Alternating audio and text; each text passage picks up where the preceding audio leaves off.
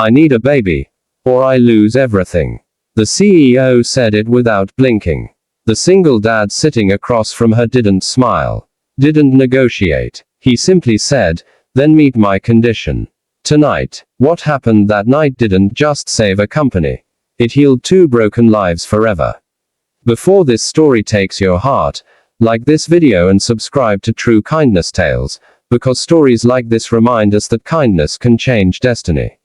The boardroom was silent in the kind of way that presses against your chest, where even breathing feels too loud. Glass walls reflected the city lights, sharp and cold, just like the woman seated at the head of the table. Eleanor Cross, CEO, billionaire, untouchable. Her name alone could end careers or build empires. Tonight, though, her hands trembled slightly as she slid a thick folder across the table.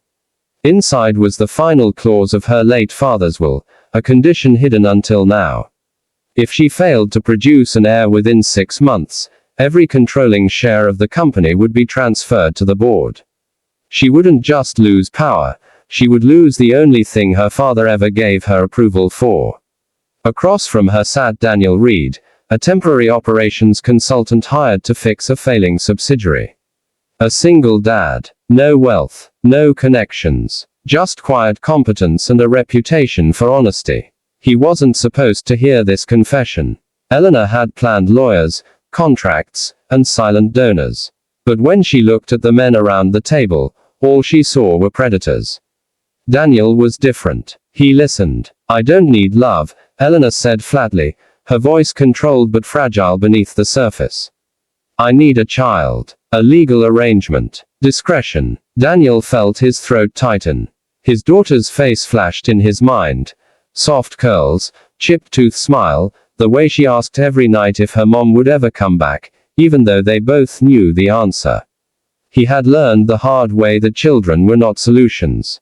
They were souls. He stood up slowly, the chair scraping against marble. You don't get a baby the way you get a merger, he said, not raising his voice. The room froze. Eleanor stared at him, stunned that anyone would speak to her like that. If I help you, Daniel continued, you meet my condition. No contracts. No lies. Tonight, you meet my daughter. Laughter rippled nervously around the table, but Daniel didn't smile. If you want a child, he said, you need to understand what it means to be one's whole world. Eleanor dismissed the meeting moments later. The board left confused. Daniel left uncertain if he'd just ended his career. But that night, Eleanor Cross stood outside a modest apartment building, her designer coat out of place, holding a small bag of groceries she'd never bought herself. When the door opened, a little girl peeked out, eyes wide. Daddy? She asked. Daniel knelt. This is Eleanor, he said softly. She's having a hard time. The CEO, who had faced hostile takeovers and global media storms, felt her knees weaken. Because for the first time, the thing she wanted wasn't control. It was connection. Eleanor expected discomfort, but she hadn't expected warmth. The apartment smelled like soup and crayons. The walls were cluttered with crooked drawings and school schedules. Daniel's daughter, Lily, tugged Eleanor's hand without hesitation, pulling her toward a small table set with mismatched plates. You can sit here, Lily said proudly, pointing to a chair with a wobbly leg. Eleanor smiled awkwardly, unused to being told where to sit. Dinner was simple. Laughter was not. Lily talked endlessly. About school, about how her dad burned toast sometimes, about how she wanted a dog but settled for naming clouds instead.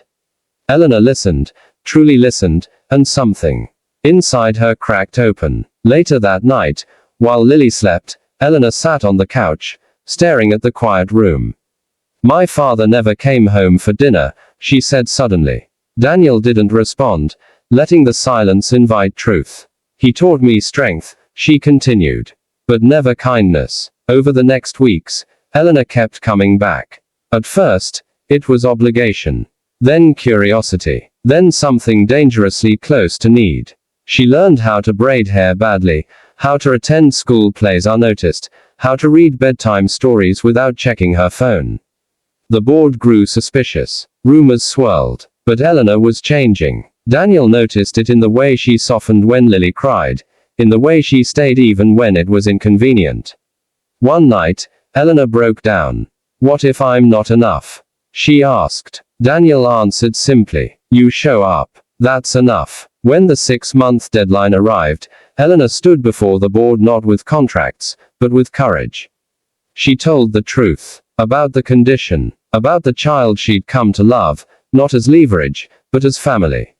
The board laughed, until Daniel entered the room with Lily holding his hand. Not as proof. Not as bargaining. As reality. Eleanor relinquished power that day. But something unexpected happened. Investors rallied. Public support exploded. The board backed down. The company survived. But Eleanor didn't care anymore. Because that night, when Lily fell asleep on her shoulder, Eleanor understood what she had almost lost. Not money. Not power. But the chance to be human. Years later, the story would be told wrong in headlines. They'd say the billionaire CEO adopted a child to save her empire. They'd miss the truth entirely. Eleanor never regained her former title, but she gained something greater.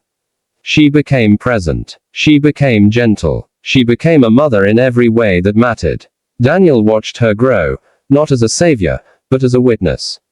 One evening, as Lily practiced reading aloud, Eleanor whispered, "Thank you for giving me a condition instead of a contract." Daniel smiled. "You were ready. You just didn't know it." Lily looked up. "Are we a family?" she asked. Eleanor didn't hesitate. "Yes," she said, tears in her eyes. And in that moment, the clause that once threatened to destroy everything became the reason everything was saved. Not through power, but through kindness. If this story touched your heart, like this video and subscribe to True Kindness Tales, because the world needs more reminders that love, not money, changes everything.